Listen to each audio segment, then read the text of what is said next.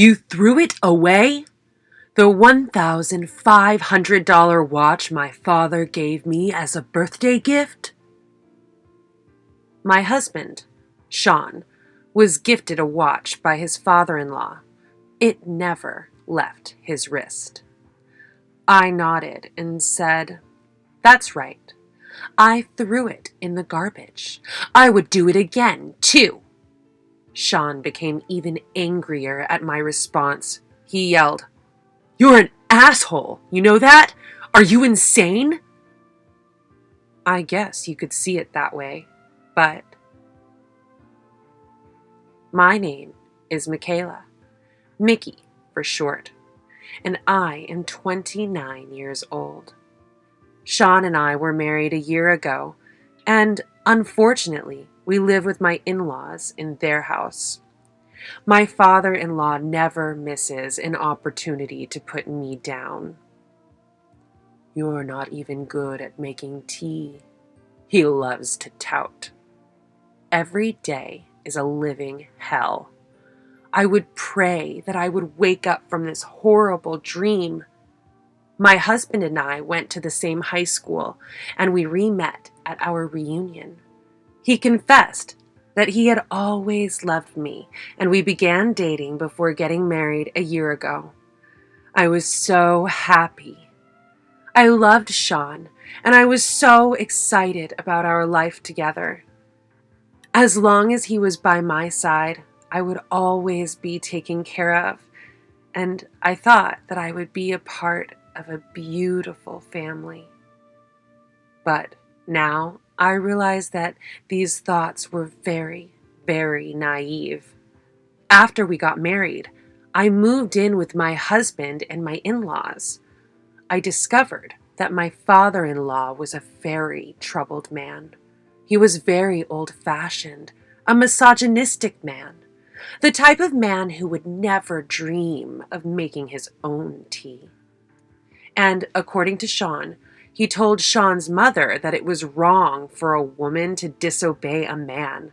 Once, he threw a plate at her for going against him. I was surprised when I heard this. I couldn't believe it, but it was true. In fact, I started to notice that my father-in-law was quite the xenophobe. He was very critical of me, an immigrant from abroad. I was working as an interpreter, speaking both English and Japanese. Maybe it wasn't because I was a foreigner. Perhaps it was because he didn't think very highly of me in the first place. In any case, he blamed me for everything and spoke ill of me. I love being an interpreter. It's a job where I feel my skills are most useful. Although there were assignments where I had to be on the field, most of my work was done at home for interpreting meetings and things like that. It's a job where I feel my skills are very useful. I was very good at my job, and I did not appreciate that my father-in-law would always insult my work. When he would go on, I would think to myself, "What's wrong with you? Hating someone just for speaking English? Just because they're a foreigner?" I don't prefer foreign countries. I hate English. I don't want to hear a word of English, and yet my son marries an English-speaking immigrant and brings her home to me. I often hear him muttering under his breath, "I can't stand foreigners." When I overhear him, I just want to cover my ears. He thinks that because I'm from a foreign country, I won't be good at tea ceremony or cooking a proper meal. But I've lived in Japan and I love Japanese culture. I've even taken care to learn Japanese manners. I looked at my father-in-law and said, "Even though I'm from another place, I've lived in Japan and I love Japan. Your behavior is embarrassing." Embarrassed? Who is embarrassed?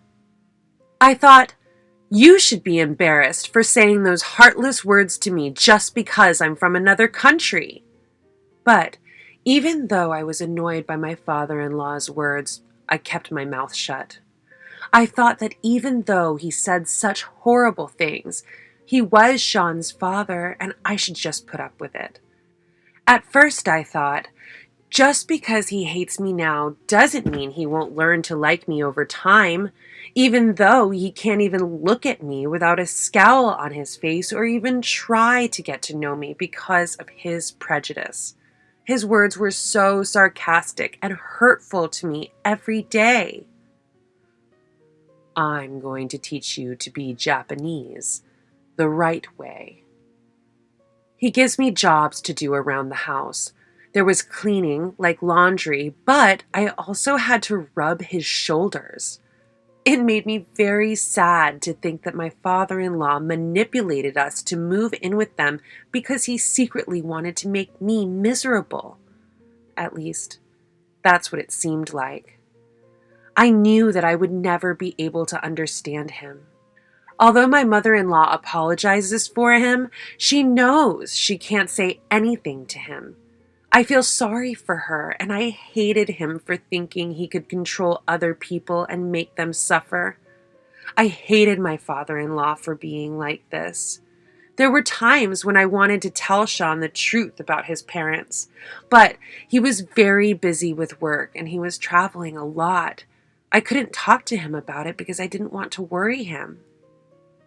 Hey, it's time to make lunch. Hurry up. Since I work from home, I was often at home all day. My job doesn't just let me take breaks whenever I want. The meetings I interpret can go on forever, and it's hard to take a break at a certain time. I wanted to have a late lunch alone. That was my favorite. But my father-in-law had other ideas. Hurry up. He didn't care that I hadn't finished work yet. My father-in-law kept calling for me to hurry up.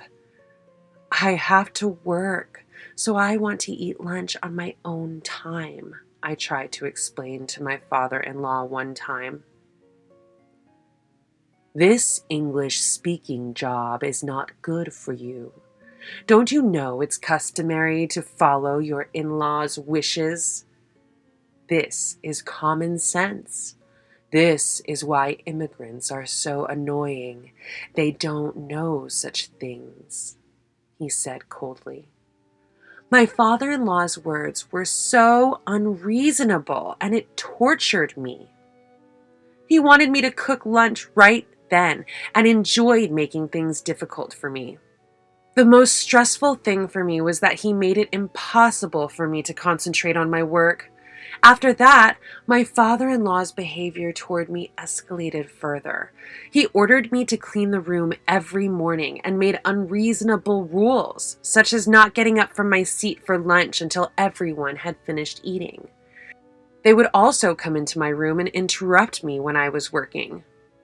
I don't want to hear English, I was once yelled at in front of my room. It was hard for me. Why do I have to go to this extreme? I had reached the end of my patience with my father-in-law's words and actions when they interfered with my work. If I didn't do something about it, I would lose my important job. And my heart was in shreds from the daily swipes he would take at my mother-in-law.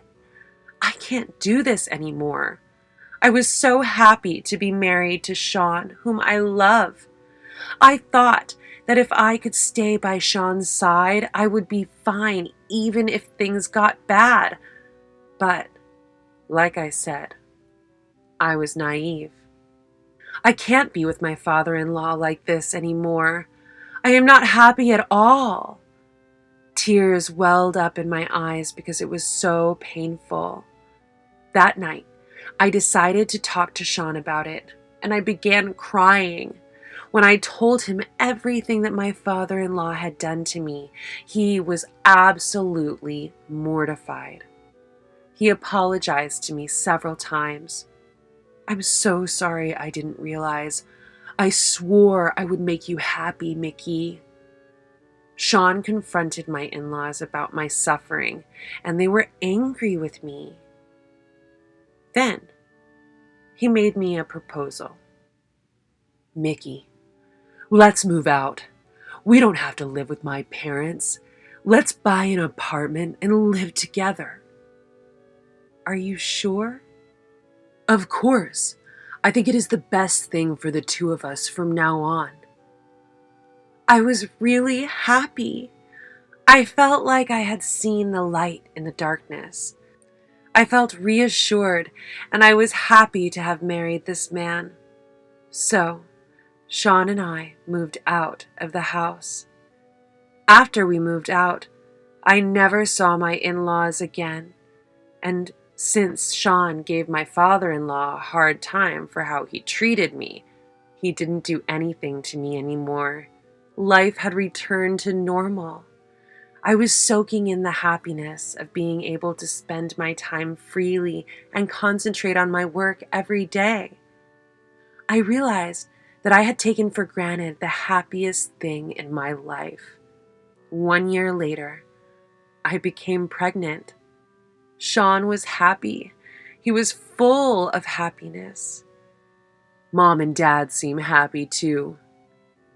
Sean seemed to have told my in-laws about my pregnancy. "Well, that's great." Even though I smiled outwardly that my in-laws were happy, my heart sank. It had been a year since that hellish day, and yet I still felt so bad when I remembered what my father-in-law had done to me. "Just because we're having a baby doesn't mean you have to see my parents. I don't want to do anything that will make you feel bad. The most important thing is the baby and you, Mickey," Sean told me. And then I safely made it to the day of the birth, and a healthy baby girl was born. I cried as she squeezed my hand with her tiny hands, and she loved me so much. It was as if all of the pain I had been going through was nothing. "You know," Sean asked me with an expression that made it difficult for me to say anything, "can I let my parents see her alone? They were so happy when I told them she was born safe and sound, and I wanted them to see their little girl." Sean then continued, "I'm sorry. I told you you didn't have to see them." I shook my head at Sean's words. "It's totally fine. I understand how you feel. It's natural to want to let your beautiful daughter meet your parents. And even though my father-in-law did such a terrible thing to me, I know that he cared for you. I wanted to fulfill your wish because I know how important they are to you. It's been a year since then. I'm sure your father-in-law has reflected on what's happened, and I wish I could see him too." When I said this, Sean put on a big smile. "Yes, that was a year ago, and people change. Let's think positive," I told myself. On the day I left the hospital, Sean, my daughter, and I were on our way to my in-laws' house. I had not seen my father-in-law since then, so I was a little nervous.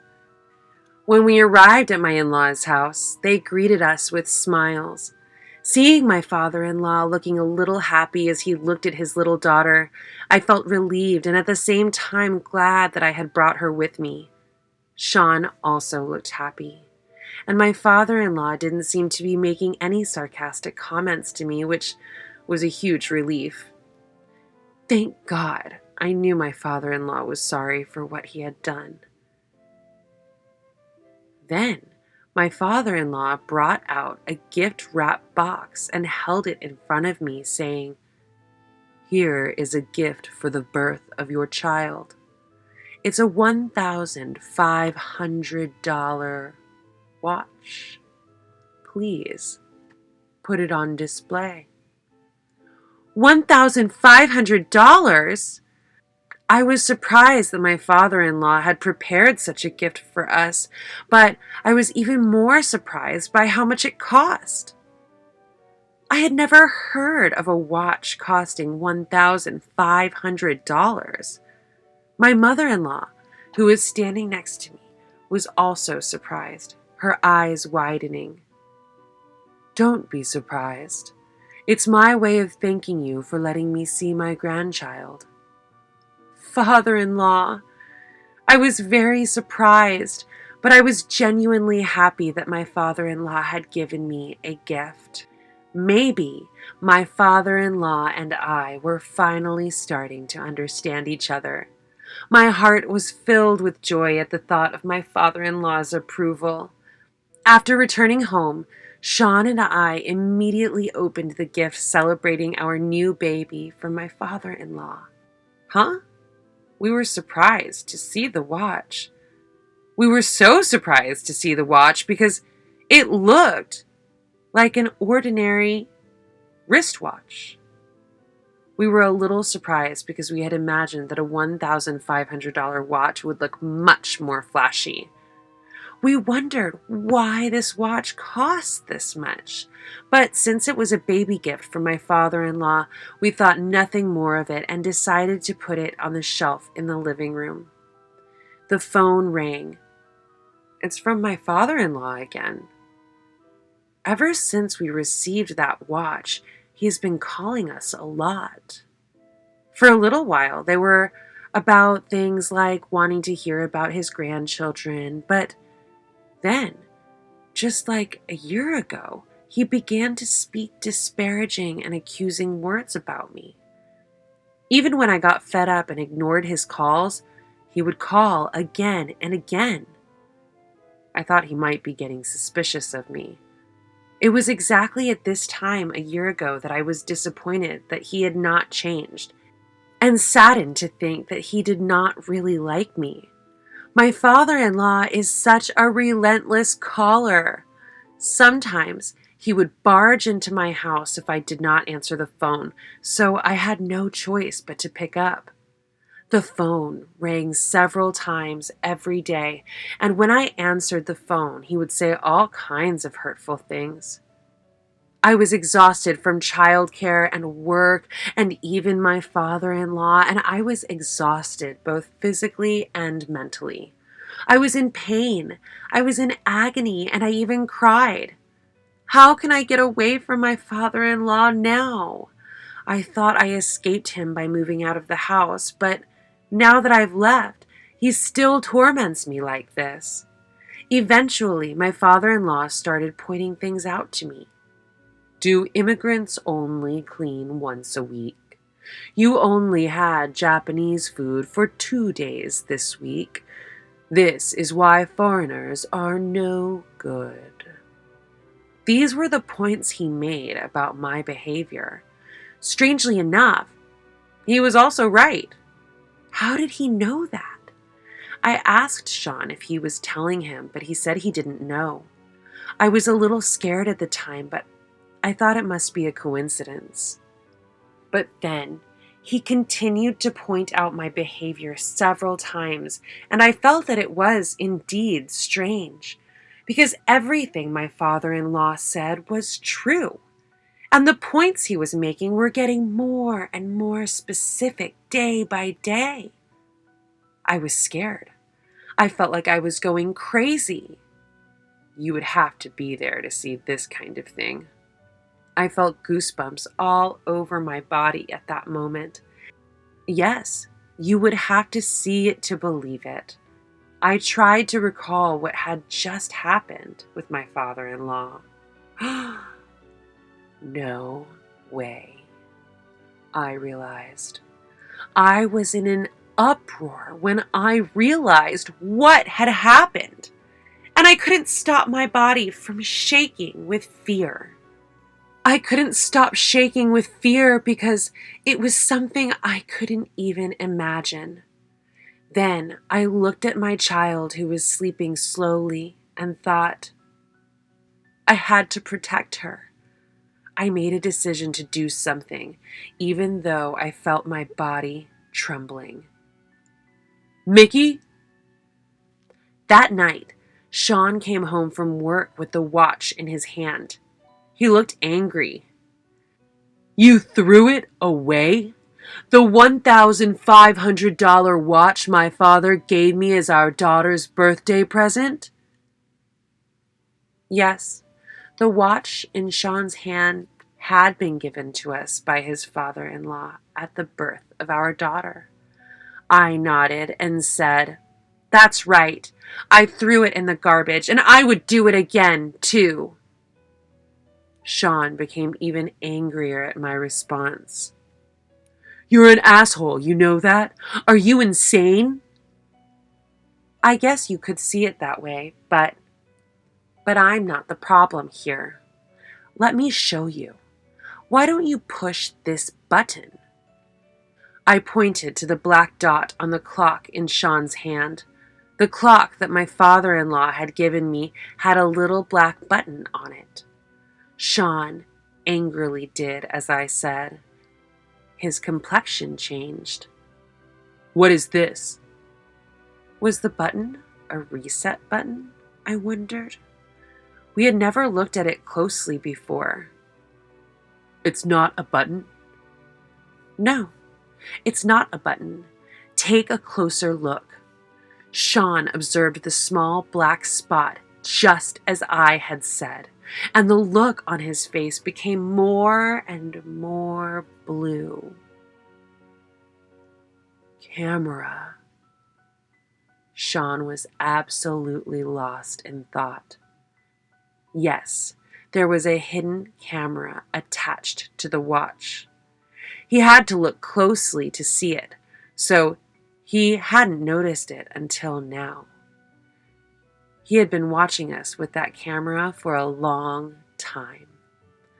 Oh, no! The reason my father-in-law knew my every move in detail and even knew exactly what was on the menu for dinner was because he had been watching me the whole time. I was horrified with him for doing this. I had a professional take a look. I even had it debugged. It was all your father-in-law's work.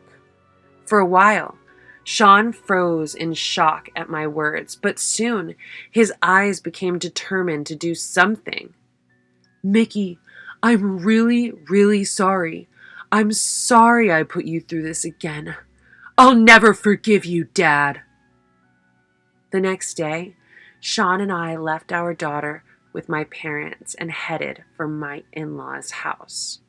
As soon as we arrived, Sean went to my father-in-law, put the clock in front of him, and said, Dad, why do you think we're here?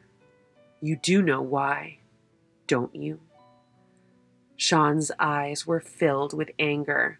My father-in-law's face scrunched up a little at the sight of Sean's temper. What are you talking about? He said in a blank voice. What are you talking about? You're crazy to give her a wristwatch with a hidden camera and a wiretap on it. But my father-in-law insisted. I don't know. Oh, yeah? So that's why it cost $1,500, but I had no idea. My father-in-law would never admit it. I could feel my anger rising at my father-in-law's refusal to admit it. Do you have any proof? Any evidence that I did it? My father-in-law grins at me. I'm sorry you have no proof, but I'm going to have to ask you to pay the price for my breaking heart. You're the one who's going to pay that fee. My mother-in-law, who had never said anything to me before, interjected. Because I am divorcing you. What? What are you talking about?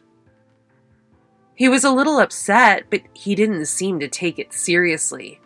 That's just as well, because until now, my mother-in-law had never disobeyed my father-in-law in any way.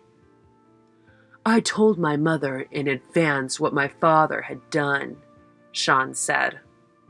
After Sean told me, I had a look at your room. What? My father-in-law, who had looked relaxed a moment ago, was becoming impatient. I wanted to think it was a lie, too. Eavesdropping and photographing is a crime, you know. But in your room, there were videos of Sean and his family and his house and so on. I can't believe you really did this. My father-in-law was seeing red. Sean questioned him further. I asked my mother to find receipts for that watch. Here. Sean put the receipts and order forms for the watches in front of his father-in-law. This watch is custom made. You ordered a hidden camera and a wiretap, didn't you? I have solid proof right here. Then, knowing he could no longer get away with it, he confessed everything. I lost the chance to tell Mickey how disgusted I was with her, so I thought I'd watch her behavior on camera, my father-in-law said. Everyone in the room who heard these words felt a surge of indescribable anger and exclaimed in exasperation. After that, my mother-in-law divorced my father-in-law. My father-in-law had to pay alimony to my mother-in-law. Moreover, the house belonged to my mother-in-law's parents, who had given it to her as a gift. So, as a result, my father-in-law was also evicted from the house and now lives alone in a small apartment. My mother-in-law has apparently been enduring unreasonable orders from my father-in-law up until now.